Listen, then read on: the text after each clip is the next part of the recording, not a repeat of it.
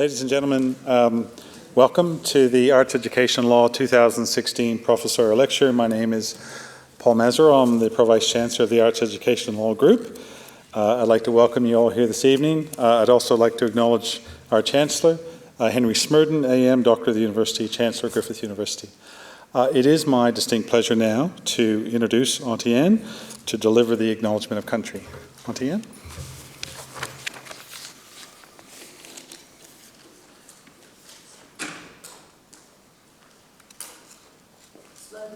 That's okay. Thank you. Thanks, Paul. Good evening, everyone. Welcome to our South Bank campus. First and foremost, I would like to pay my respects to the traditional custodians of the land on which you're meeting tonight, the Jagera and Turrbal people. I'd like to pay my respects to their elders, both past and present.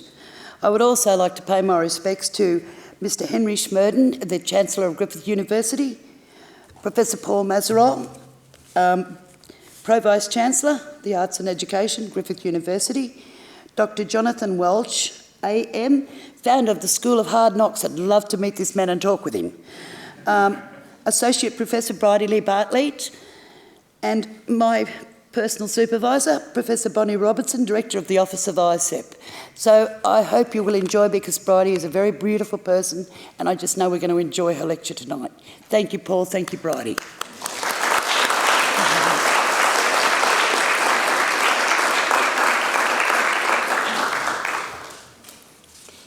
Thank you, Auntie Anne, and I too would like to acknowledge the traditional owners of the land on which we gather this evening and pay my respects to our elders past and present, and extend that respect to other Aboriginal and Torres Strait Islander people. Colleagues, thank you all for attending tonight's 2016 Arts Education Law Professorial Lecture. And thank you all for recognizing the change of venue this afternoon. We moved from the College of Art to the Conservatorium, given the crane activity on Grey Street. For those of you who are unaware, this is the 5th year of the AEL Professorial Lecture, and it indeed is this is fast becoming a significant event on the Griffith University event calendar. As many of you will be aware, Griffith is a young university. We've opened our doors back in '75, but we're seeking to be a university of influence, and part of that is embracing opportunities to provide platforms for important presentations, debates, and discussions on significant events affecting the community. As many of you would also be aware, the Arts Education and Law Academic Group is a relatively young group, even though it's been functioning for quite some time. As an operating group, it's only in its 6th year. And even though it's in its 6th year, it's a very distinctive academic group. It's the largest academic group at Griffith University. I would argue it's the most diverse, and it includes the professional schools of education and law, professional programs in journalism, really high-performing and vibrant schools in the creative, performing, and visual arts, and very high-performing traditional schools in the humanities, social sciences, languages, and criminology. In short, we are a diverse group, we are a large group, we're a significant group, and we're also a very high-performing group. And our group includes the 2014 and 2015 Australia University Teacher of the Year in Brydie-Leigh Bartleet and Halim Rain. Our group also includes the only Australian Research Council laureate fellows in the university, in Mark Finane and Paul Tayson.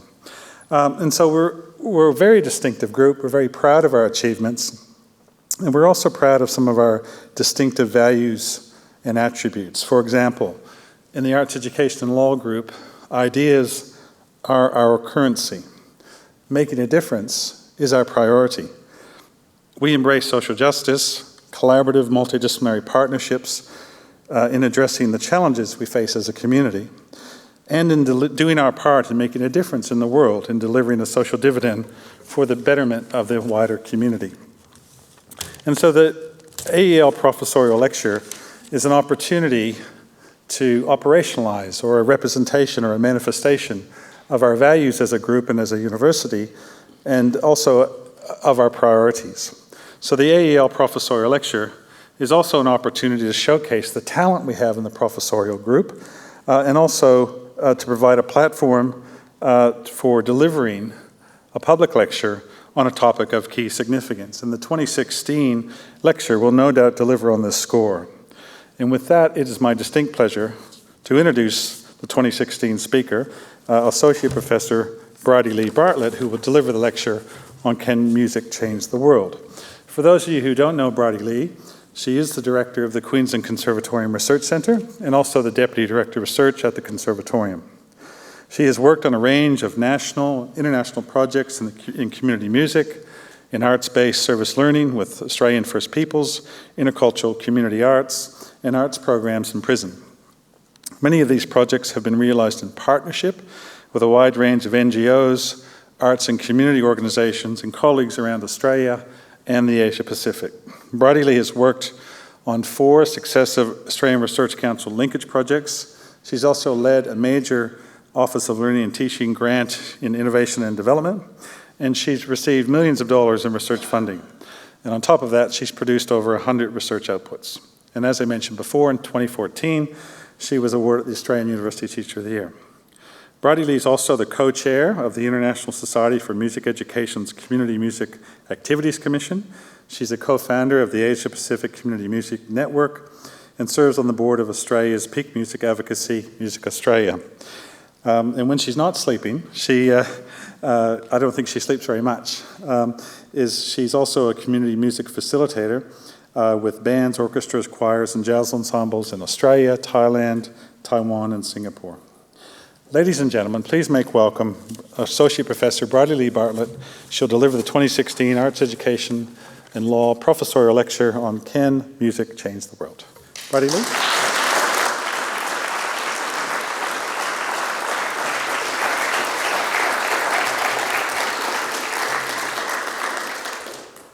Thank you, Paul, for those very generous words, and thank you, Auntie Anne, for that beautiful welcome as well.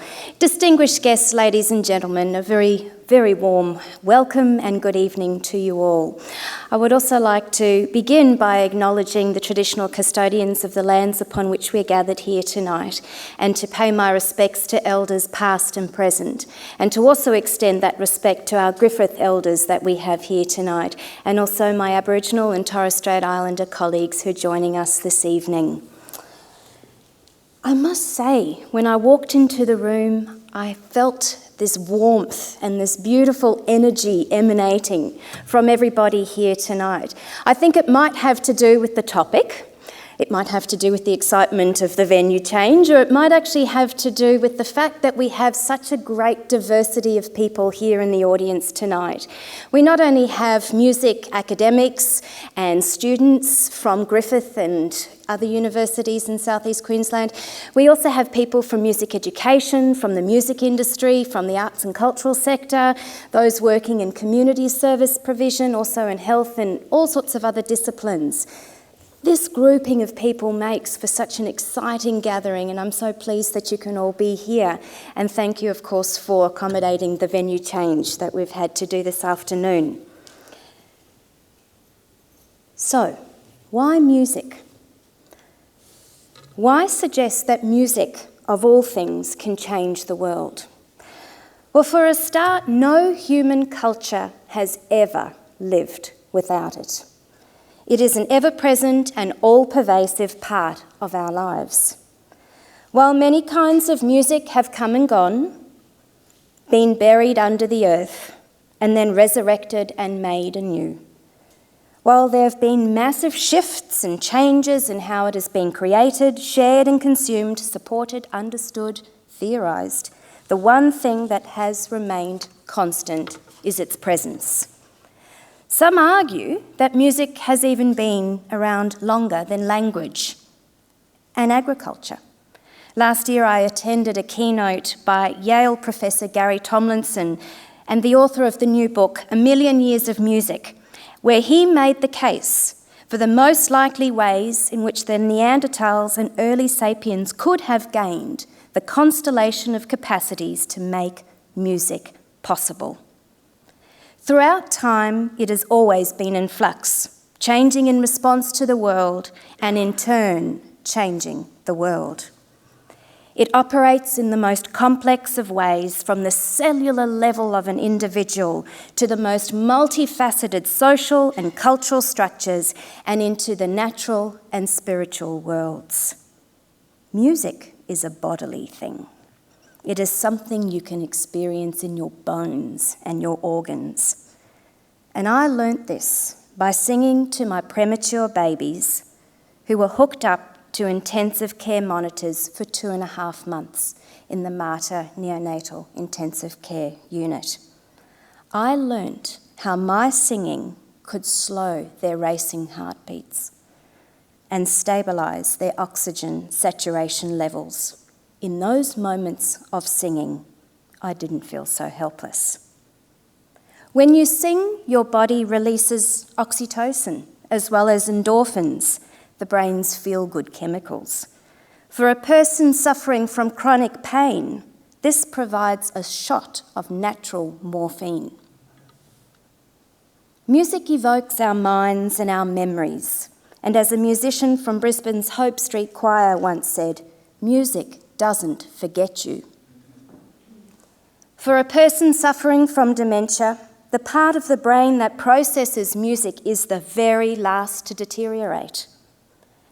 As I also discovered sitting at the deathbed of my stepfather just 3 weeks ago, reading one of those ghastly pamphlets they give you on dying, that your hearing is the last sense to go. Music is meant to be there at the very beginning and at the very end. Beyond the individual, music creates empathy. It builds connection and it gives hope. It crosses cultural divides and provides a strengths-based space to meet through shared passions and interests. Music gives us a space to be creative, to explore the world around us, to connect with our past, our present, and our future. For many, music is their connection to the spiritual world. No matter what people might say, music can be practiced by any person at their own level. At the very least, we all have a voice. It can take place in solitary isolation, in small groups, in settings of hundreds or even thousands of people, online or in virtual communities and realities. If I was to ask you, what's your favourite music? I know you would have an answer, or a song, or a tune.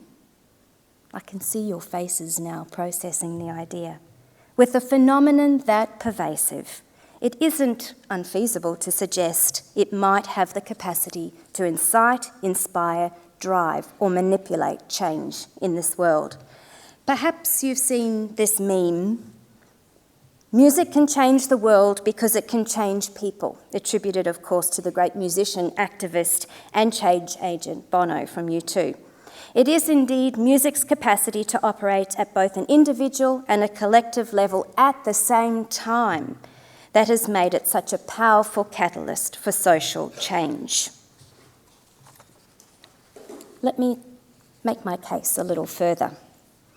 For every major social movement, social change, social upheaval, throughout history, music has been present, sometimes driving change, other times resisting change, other times documenting and commenting on that change. The music of the civil rights movement immediately comes to mind.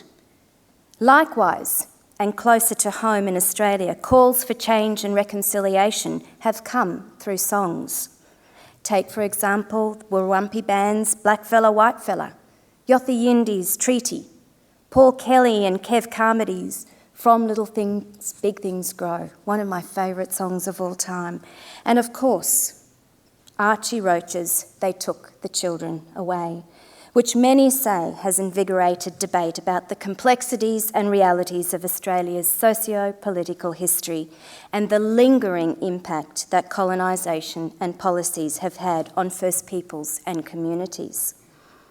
Music has also brought about global awareness of major social and political causes or health crises around the world. Take, for example, mass events such as Live Aid, Human Rights Now, as well as social media campaigns such as the recent Africa Stop Ebola. This involved recording a song in 7 languages with highly influential African artists. This is really new news. The aim was to reach as many affected people as possible with specific information about health services. It has gone viral. And when I checked last night, 768,597 views were there. And health workers have said it has provided a very effective medium, particularly with young people, about communicating what they need to know. A partnership with Médecins Sans Frontières has also come about from this, and all proceeds from the song have been donated to that charity.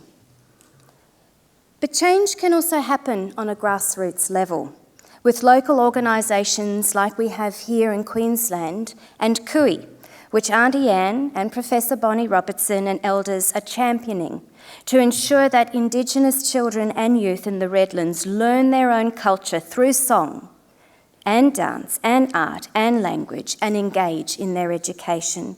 And we're very pleased to be working in partnership to build a music program into that. Of course, Jonathan Welsh's School of Hard Knocks as well is another case in point, which uses the arts to improve the health and lives of disadvantaged Australians excluded from participation in mainstream economic and social life. Change can also be seen in unexpected places, such as our local hospitals. Our conservatorium students and staff regularly perform in the Lady Salento Children's Hospital. And in the Royal Brisbane and Women's Hospitals, Jugglers Inc.'s Stairwell project has musicians playing in the atrium, the stairwells, admissions, and public waiting areas, changing the energy, sound, and emotion and stress of such places. And the testimonials from these hospitals are very powerful and moving. In these and millions of cases throughout history, music has been a catalyst for positive change. That said, music has also been used for change of the very worst kind, as we have seen in the chilling use of music for propaganda during times of war, all wars. In more recent history, though, this was shown in the documentary Soundtrack to War, which followed American soldiers deployed in Iraq, to create a frightening account of the role that music played in the contemporary battlefield. Equally, those in power have recognised the potential of music to resist and undermine political and social regimes, and there is a very long history of musicians being silenced and suppressed, sent into exile, tortured, and much worse. By way of example, just a month ago, 2 musicians and a filmmaker were summoned to prison by Iranian authorities to serve out their 3-year sentences. They were charged with insulting the sacred and propaganda against the state through the production and promotion of underground music. As you might have gathered by now, this is a topic that is of great interest to me personally. It cuts very deep. You see, I grew up in apartheid South Africa, in KwaZulu-Natal. In my early primary school years, we emigrated to Sydney, which felt like a very strange and foreign place compared to Africa. But then we went back in the early 1990s, and in my formative teenage years, we lived through the crumble of apartheid. This has left a lasting impression on me and has driven so much of the work that I've done in my professional life since. Growing up in this time during turbulent apartheid, I experienced how music was used as a vehicle for protest and self-determination, a way of subversively spreading an anti-colonial agenda, and a way of healing the past, but also reimagining a different future. Music was everywhere, in townships and all gatherings and rallies, and it created a channel for people to express the struggle. It was the soundtrack of my life growing up. Every night I was lulled to sleep with the drumming and the songs coming from the compounds of workers who'd left their homelands and come to the cities to find work. It was everywhere around me, and the government's fierce censorship of the media couldn't even suppress it. Now, if I'm honest with you, this is complex for me to understand and to reconcile. The music that moves me most, that takes me to my childhood and makes me feel like me, I call it the music of my bones. When I hear this music, this smile just comes from deep within and radiates out, and I have to move. But it is the very music that was used to sing against the oppressive regime which I, as a young white girl, benefited from. This knowledge challenges, haunts, but also inspires me in the work that I do today. My inspiration comes from the fact that music was a very powerful tool for cultural reconciliation. And the music of intercultural groups, which I grew up listening to, such as Jaluka and Savuka, led by Johnny Clegg, were major activists and instrumental in bringing about awareness of the need for change and for all South Africans to do something about it. So I'd like to share with you now a very special performance from Savuka and Johnny Clegg singing Asimbonana, a song written about Mandela, when Mandela was still imprisoned. A song used in the calls to have him released. And the translation from Zulu goes, "We have not seen him, we have not seen Mandela. In this place where he is, in the place where he is kept." And it goes on in English to talk, of course, about Robben Island, and then name some of the freedom fighters who were either assassinated or died in prison.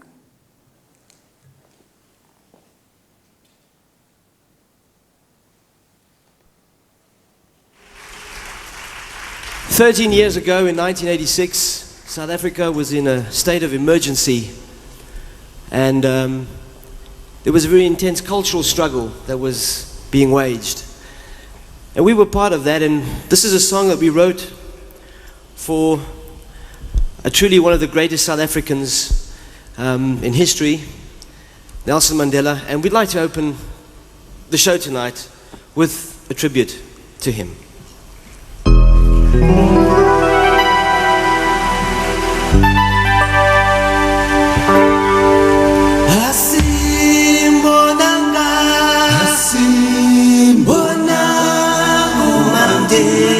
Tina la pekuna la peteli kuna Asimbonanga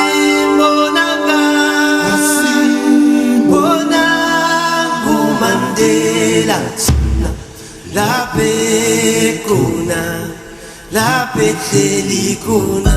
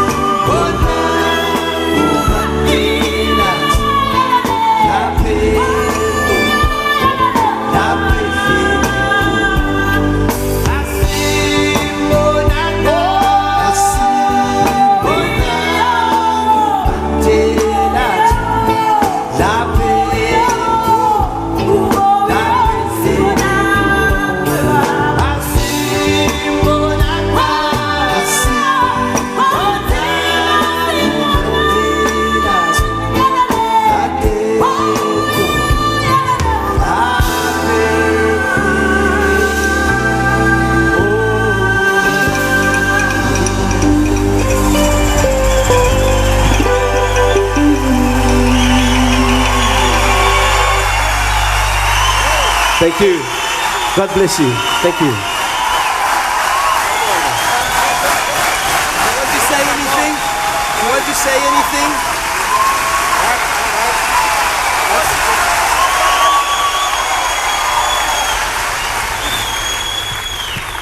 Well, it is music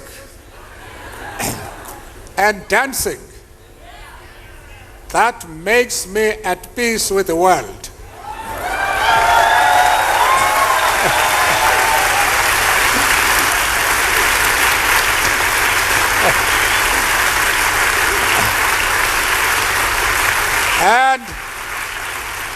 and at peace with myself. But I don't see much movement at the back there, you know. I would like us to join. Let's just repeat. Let's just repeat it. Okay. Let's just repeat it. Let's all join. And so they repeat. Nelson Mandela understood better than anyone else the importance of participating in music and dance. Now, over the past 20 years, we've seen a proliferation of music organisations explicitly working to change the world and addressing some of the most critical issues of our time. Take, for instance, Musicians Without Borders, Musicians for Human Rights, Barenboim and Said's East-Western Orchestra, and the somewhat controversial Il Sistema, amongst countless others. All these organisations have very clear missions of social change. Likewise, the newly released Music as a Global Resource documents this proliferation and features 100 exemplar projects, some from here in Queensland, from nearly 50 countries worldwide, and focuses on music for sustainable community development, music for mental and physical health, music for working with trauma survivors, and music for lifelong learning, and lastly, music for peace building. In many of these organisations and initiatives around the world, education is a key thread that runs through all of them. And the renowned work of Ahmed Sarmast and his Afghanistan National Institute of Music is a great case in point. It shows just what is possible with a tenacious vision, strategy, and commitment as a music educator, but also the danger inherent in this kind of work in some of the regions of this world. The trailer for the movie about this work really brings this to life, and I would like to share this with you now.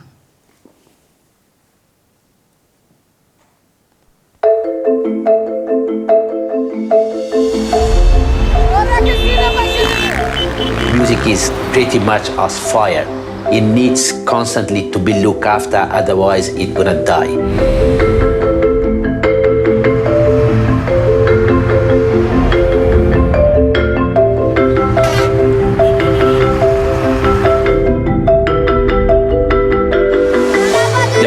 Concept of the project is to make music education accessible to the most underprivileged class of Afghan society, the orphans and the street kids. از طرف دیگه ببینن اطفال مشکوک میشن از جنگ سربارانه. اکثری اطفال شاهد از دست دادن اقارب خود بودن. هنر موسیقی میتونه برای صحتیابی از اینا هم بسیار مفید واقع شود.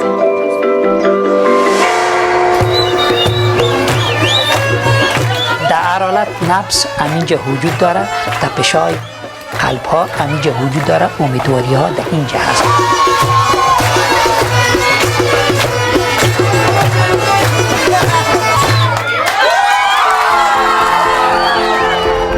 We are working in a war zone. It is a constant fight here, not just for us, but also for the kids themselves. Where she goes, what kind of school is this? And then people realize, music school, how shameful. We are living in a Muslim country. Things are moving slowly. The ice is getting broken.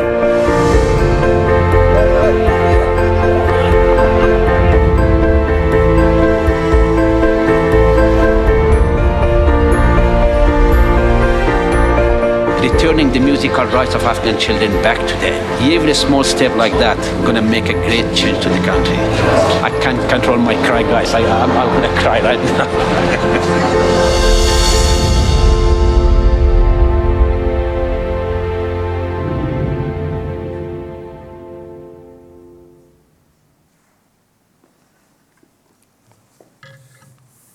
If you haven't seen it, it's worth seeing.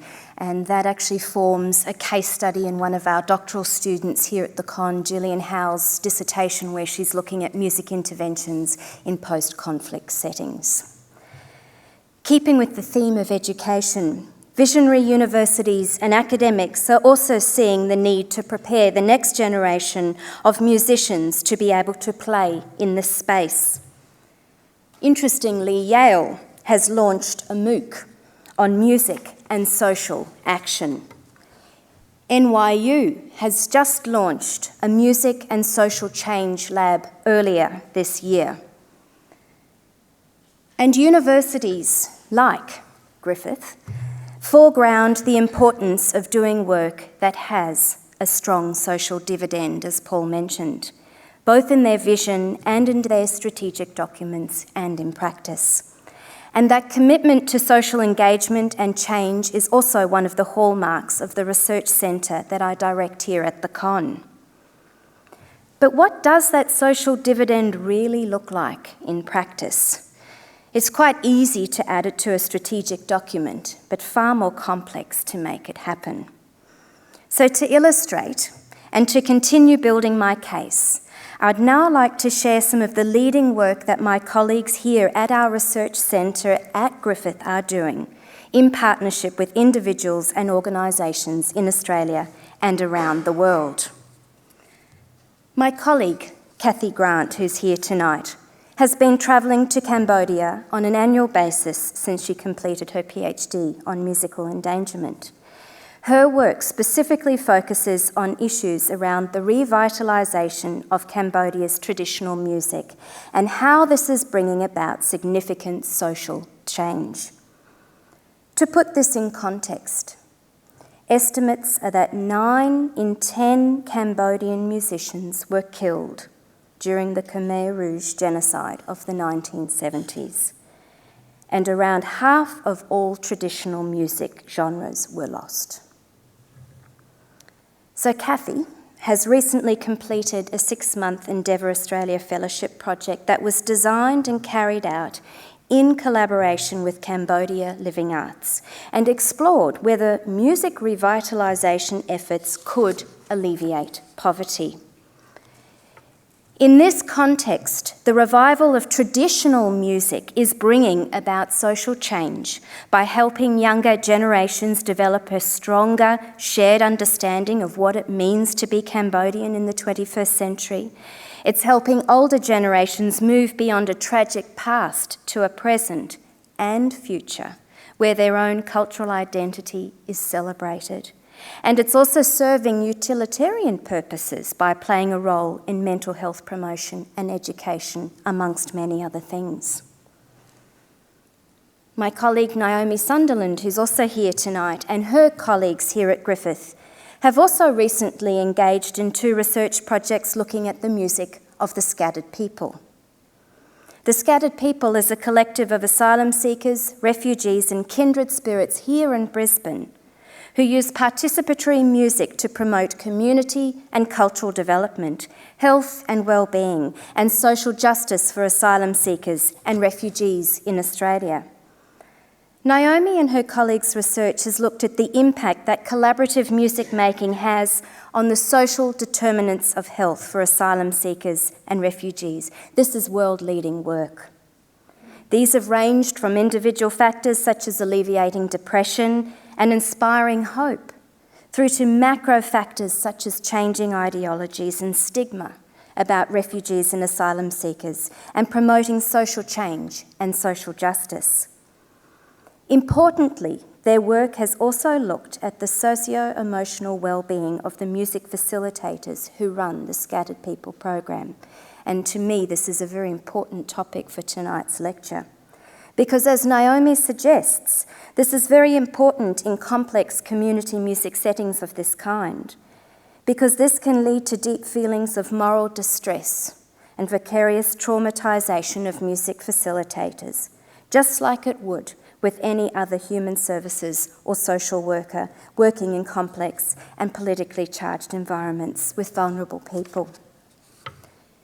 Some of these health benefits resonate very strongly with work that Naomi and I are also currently doing alongside a team of researchers and partners in the Barkly region in Central Australia for one of those ARC projects that Paul mentioned.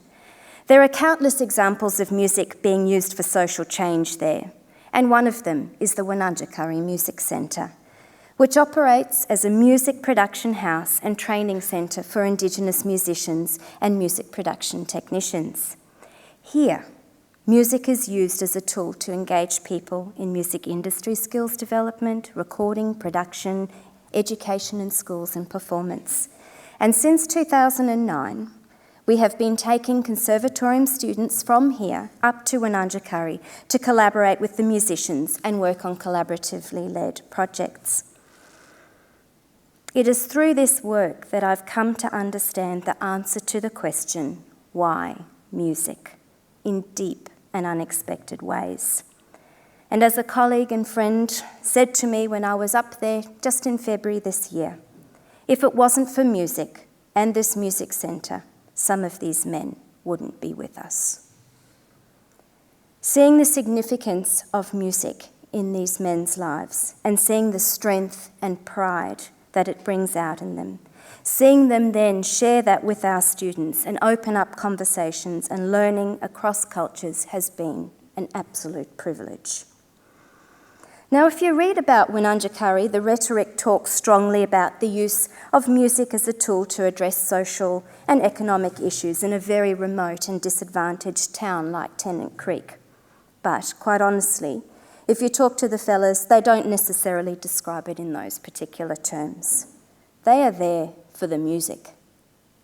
But they know that making music means all of those things like cultural maintenance, health and community well-being and social change will follow suit. They've known these things far longer than anyone else. And when they describe their worldview, these things are completely interconnected because music is never seen in isolation.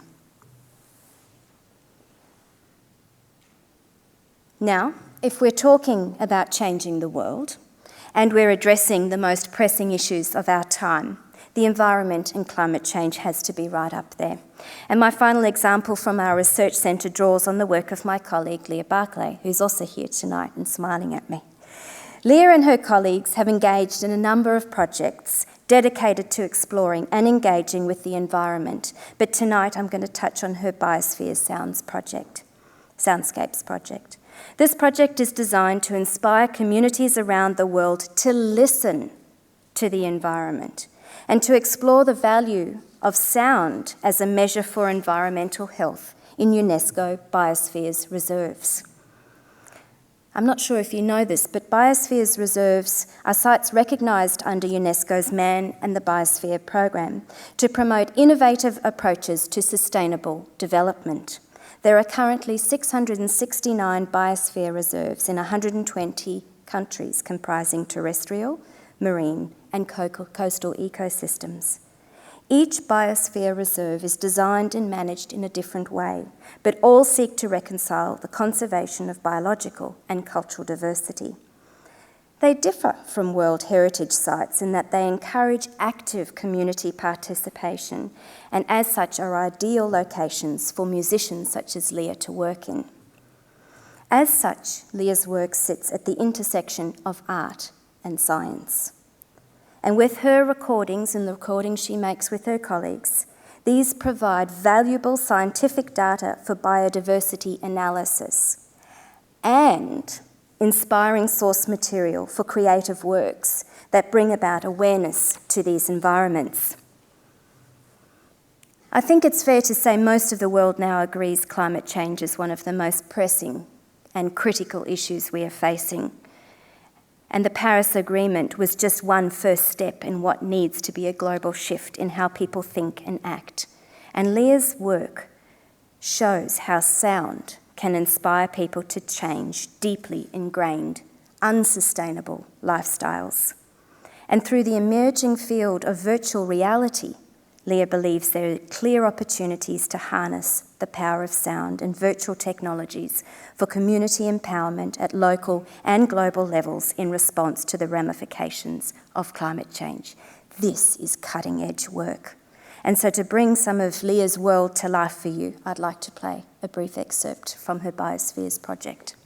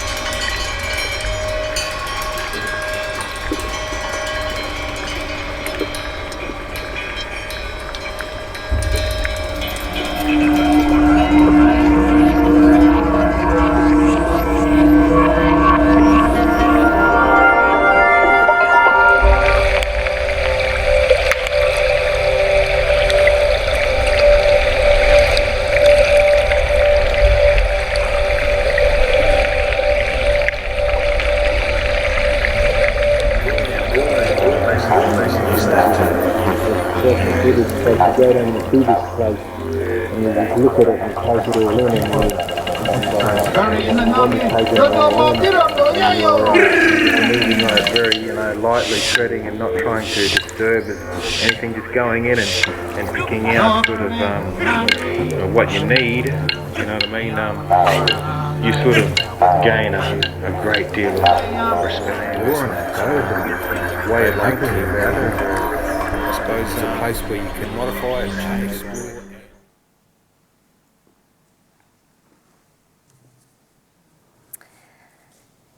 Now, I hope by this point I have made a reasonably compelling, or at the very least passionate, case that yes, music can change the world.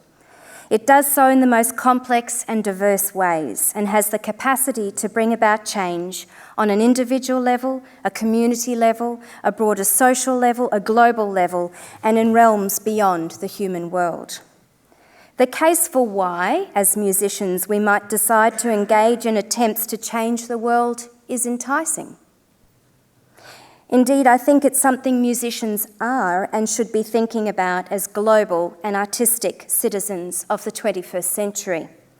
It's also something conservatoriums, like this one here that I work in, who are training the next generation of musicians, have a deep responsibility to engage with in a meaningful way.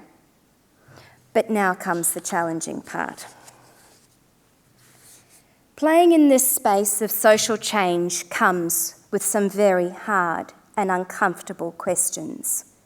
Questions that as musicians, music researchers, and music educators we need to ask ourselves. I think these questions are equally applicable to policymakers, funders, philanthropists, arts administrators, festival organisers, and those who play a role in establishing and encouraging these sorts of change projects. And it is to some of these hard questions that I now want to turn for the last section of my lecture. How can we be sure we actually are making a change? As theories of change tell us, it isn't good enough to just say something miraculous happens. Where there is action, and there is change, and then there's kind of something missing in the middle when it comes to our understanding of what's going on. I know many musicians will argue that indeed that isn't problematic. In music, the miraculous does happen. Magic happens, the inexplicable happens, and to a degree I agree with them. But I think it is dangerous to move into a change agenda simply relying on the miraculous.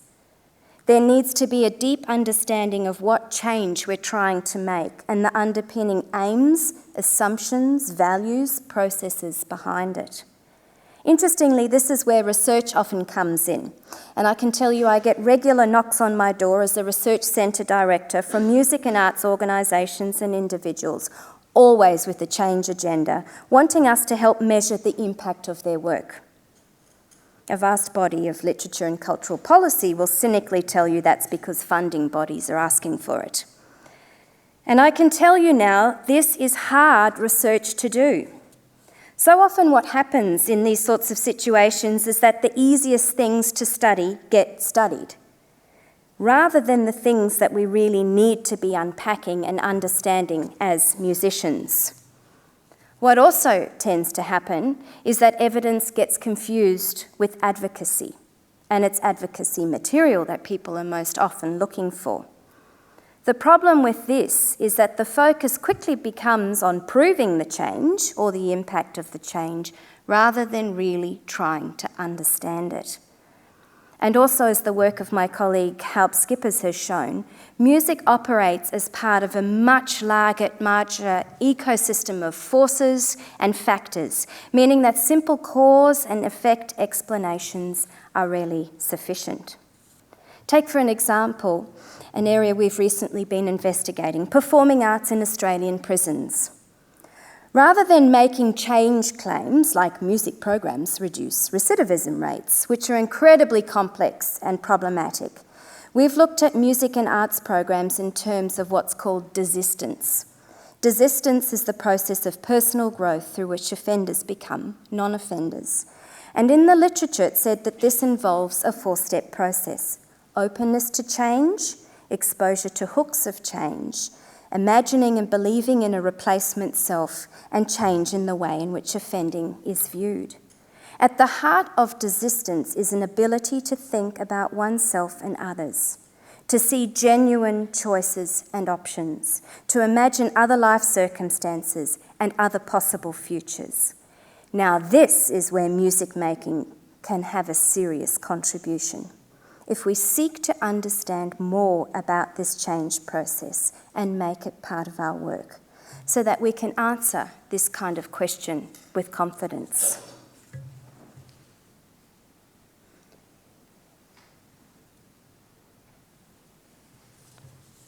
Who is driving the change agenda and for what purpose? This becomes very challenging when you look at some of the major international organisations I mentioned who are set up with the express purpose of bringing about social change. In my field of community music, this type of work is labelled rather problematically as interventionist. Yet as we know, it is local engagement and ownership and self-determination that are needed for real change to actually occur. A very striking case has been seen in Kathy Grant's work, which I mentioned earlier. She tells the story of Pik Sarath, a young man spearheading the revitalisation of Chaipai, one of the many Cambodian music instruments and traditions nearly annihilated during the genocide. The genre is currently under consideration for inscription in UNESCO's list of intangible cultural heritage in need of urgent safeguarding.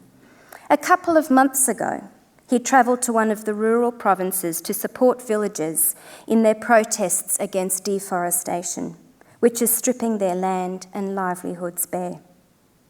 Recent demonstrations have only incited the wrath of local officials and military police and put the villagers at risk of harm. But if we play and sing Chaipai about it, he explained to Kathy, it's harder for them to get angry. Here, a local musician is using a culture-specific, non-confrontational, non-violent way to advocate for change in his own country and protesting against some of Cambodia's many social and political injustices. And it's a powerful example of how we can answer a question such as this. My last question: does music allow us to get too comfortable? This question was recently raised by Brisbane-based singer Leah Cottrell in relation to a show that she produced and wrote for her masters, which she studied here, called The Pleasure of Sad Songs. This show was an incredible musical memoir of her family living with agoraphobia, schizophrenia, and dementia. As a child carer, a lifelong advocate, and a witness to the journeys of her mother and brother, Leah's show reflects on her love for her family, the painful stigma of mental illness, and the harsh ironies of dealing with mental health systems that don't always work or get it right. Interestingly, in recent reflections, Leah has come to believe that her work soothes the aversion people feel for the emotional chaos and distress of mental illness, maybe a little too well. She has concerns that in her efforts to bring about change, she's actually made people feel too comfortable. She's noticed that people kind of greet her with a relief after the shows, though they can channel their unresolved worries through her story. Indeed, it's a tricky line she walks as a musician. She wants to soothe, but she also wants people to think more and act more. She wants to bring about social change. So, in true form, she's going back to the drawing board and she's actually rewriting the call for action in her performances, and you can see these at the Judith Wright in October. This issue is one worth thinking about in how we present and share our music, and how best to evoke change rather than complacency. Despite these hard and uncomfortable questions, I believe this work is still worth doing. It is needed. Music has to be a player in addressing the most pressing issues of our time. And as we've seen from the examples tonight, music's capacity to bring about change is indisputable. And by asking these hard questions, we can leverage our work to even greater effect in addressing some of the most pressing issues of our time, whether these be those which I've touched on tonight: human rights, social justice, health, free speech, poverty alleviation, health equity, desistance from crime, or climate change, or the many others we face. So to close, I'd like to give music the last word. Earlier I spoke about the Scattered People Project.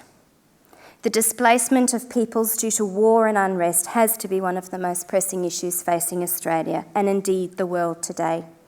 In the case of the Scattered People, and the music they make together, we see a very clear way in which we can respond and bring about change from the individual to the social and political.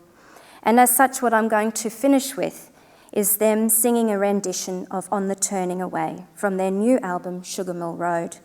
I think the lyrics are very apt for the theme of tonight's lecture. As that song ends, feel the new wind of change on the wings of the night. No more turning away from the weak and weary. No more turning away from the coldness inside. Just a world that we all must share. It's not enough just to stand and stare. It is only a dream that'll be there. No more turning away.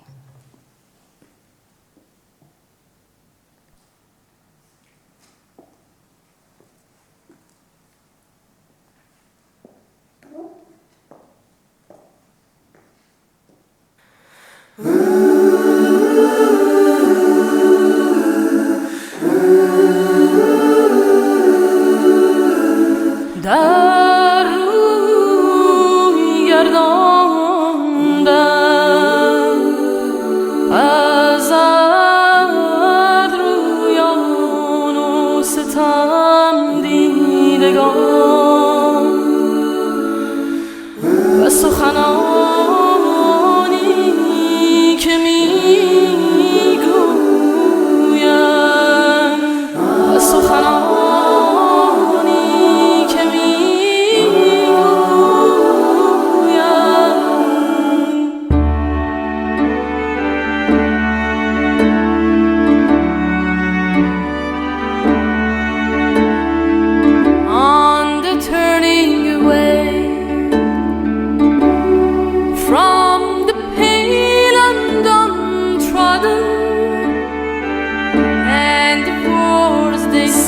reach, we won't understand.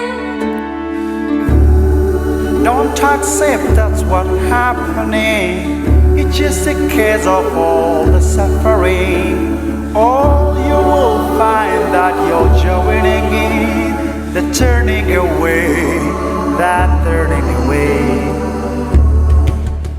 It's a scene that somehow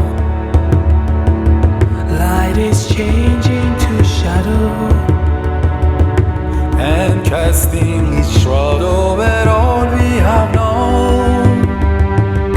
And we're out the rains of love, driven up by the hearts of stone. We could find that we are alone in the ring of the proud.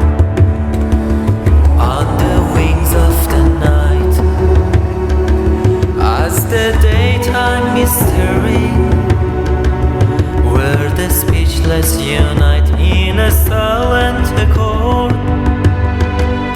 Using words you will find strange, mesmerized as they light the flame.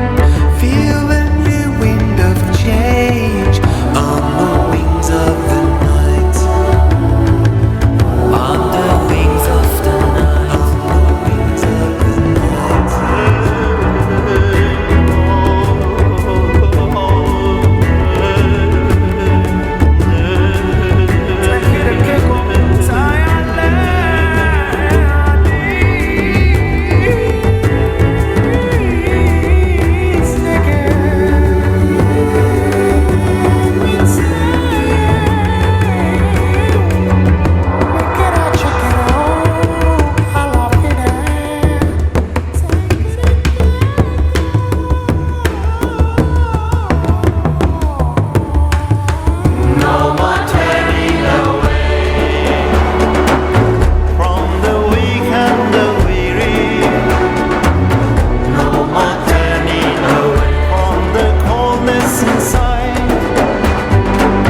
Just a world that we all must share.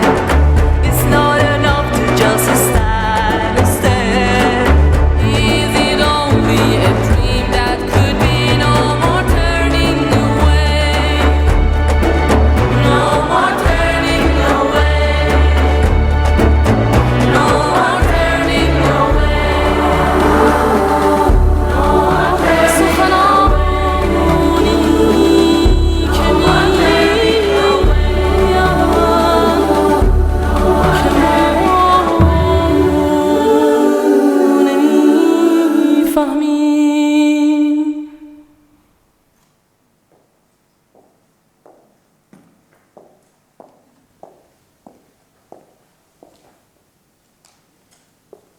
Thank you.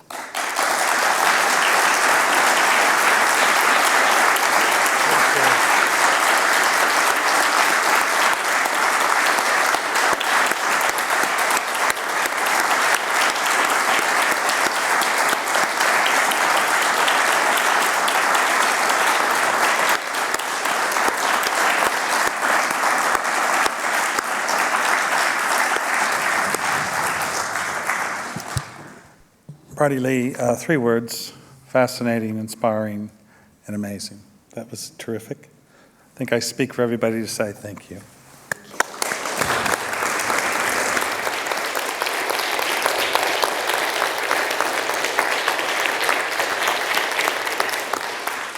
Colleagues, we have about 10 minutes for questions. Brydie-Leigh's happy to take any questions from the floor. So we'll do a Q&A for 10 minutes or so. Anybody have a question for Brydie? Yes? No? Yes, here in the back. Brydie? Oh, okay, go for it. Hi, Brydie. Hi. I am really looking forward to getting to community music and to music position training, and I'm wondering how you started. That's it. How did you get into it? What was your first step? I know it sort of came from your background as well, but what steps did you take to really get into the position? Well, I studied here at the Con which is a good tick, yes, as a trumpet player, and then went into conducting, and realised fairly quickly that I wasn't interested in conducting the Berlin Phil or any of the world's great orchestras. I've found much greater pleasure in working with community groups. And so I started working with a range of community bands and orchestras here in Brisbane, and they were kind enough to let me loose on them. And that was where I learnt my craft. And that was where I learnt a lot of the skills that I'd developed at the con, but I also realised that the social was just as important as the musical. I learnt that relationships were the most important thing that you had to get right before you even started to play a note on the page. And so those experiences I talked about growing up in South Africa definitely, I think, probably primed me for wanting to do that kind of community work. And it's taken interesting directions now with working up in Central Australia and taking our students up there. Of course, you don't get too many community bands in Tennant Creek, so my baton hasn't been pulled out. But it's a very different kind of participatory music making there, where I might stand in front of an instrument, a percussion instrument usually, and sing really badly, but it's that kind of participation and relationship building through music that is so key and so important. So all of those experiences kind of led me into it, but I'm so pleased you're thinking about it. It's the most incredible path you can take.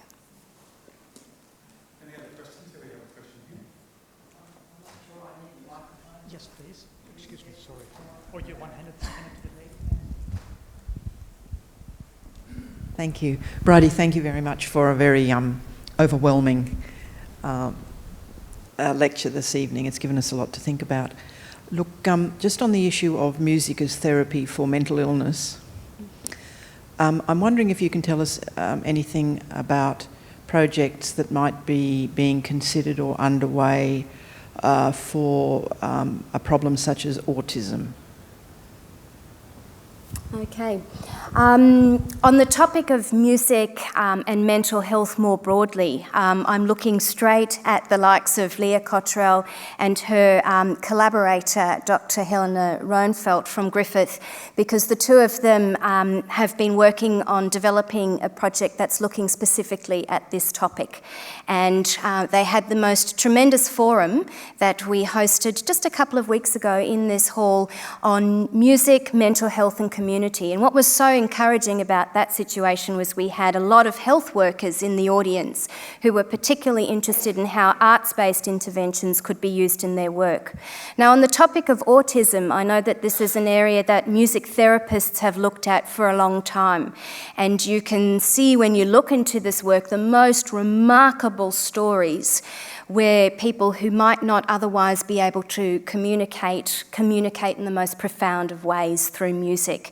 And of course, Nordhoff Robbins and all of those music therapy traditions have long looked at the area of autism. So there's actually quite a vast body of work that can be tapped into for that particular area of mental health. Any other questions, colleagues? Yes. No, I don't need that. I talk pretty loud for the video. The thing is, it's going to be recorded. So Oh, sorry. You don't want to hear me, Brydie? Brydie, could you explain to me what gave you the commitment to go out to our communities and work with our people? I was invited. I was asked, would you like to come and bring your students to work with us? This is the example of Tennant Creek. And the memory that always sticks with me, it was a beautiful, wonderful trip, was I was sitting under a tree with the local Aboriginal artist, Lynette Lewis, Nungarai, the sister, and she said, you have to come back. She said, we're very used to people coming in, having a nice time, and then hightailing it on the highway and never, ever coming back.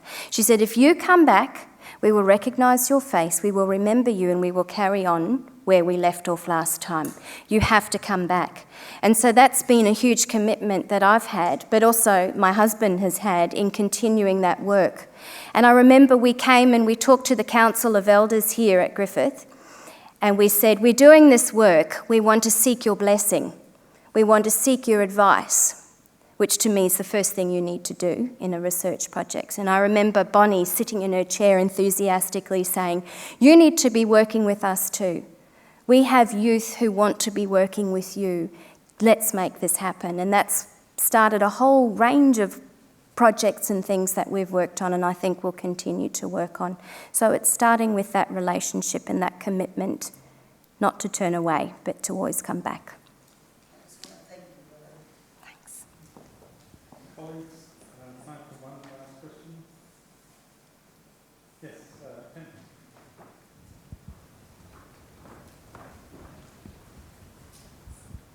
Thanks, Brydie, for a wonderful lecture, very inspiring. So it seems to me you've been thinking a lot about the ARC's move to measure engagement and impact. And is it a wonderful opportunity to show that music really can change the world, or are you a little bit concerned about it? I've seen the change towards engagement and impact as something good for us.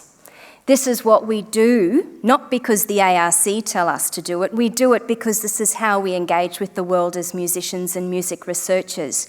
And it's quite nice that that fits with this broader encouragement of thinking about engagement and impact in the work that we do. So I'm talking about it in really positive terms. But I think those hard questions that I've raised actually are really going to come to the fore. It's not good enough to just say the miraculous happens, change happens, trust us, we're musicians, we're good for it. I think we're really needing to engage with those and plenty of other hard questions that didn't make my shortlist for tonight, if we're really going to be able to answer to the likes of the ARC with any kind of conviction and credibility. Colleagues, I'm just going to wrap up. As I said at the start of the conversation, this is the 5th year, and we set the bar very high, and we've got some previous AEL professorial lectures here, and they've all delivered for us. And I think, Brydie, you've smashed the bar. So congratulations.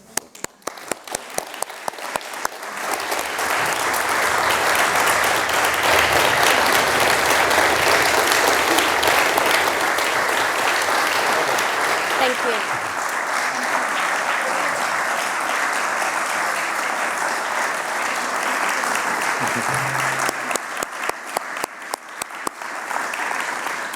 So thank you, Brydie. That was really inspiring. And colleagues, we truly do have a vibrant community, and I know I always go on about it, but it is a special place at Griffith and at AEL, and so I really want to thank you all for coming tonight and participating in this special event.